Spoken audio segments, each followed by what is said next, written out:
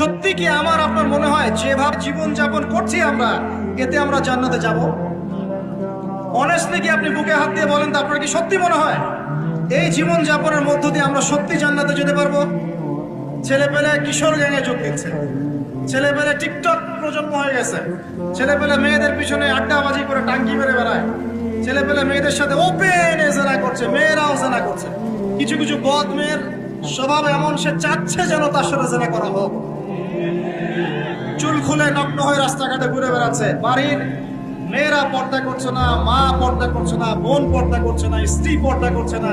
দিব্যি বাসায় সুদের টাকা ঢুকছে, হারামের টাকা ঢুকছে, দুর্নীতির টাকা ঢুকছে, ঘুষের টাকা ঢুকছে। সত্যি মনে হয় যে এইভাবে আমল করে আমরা জান্নাতে যেতে পারবো?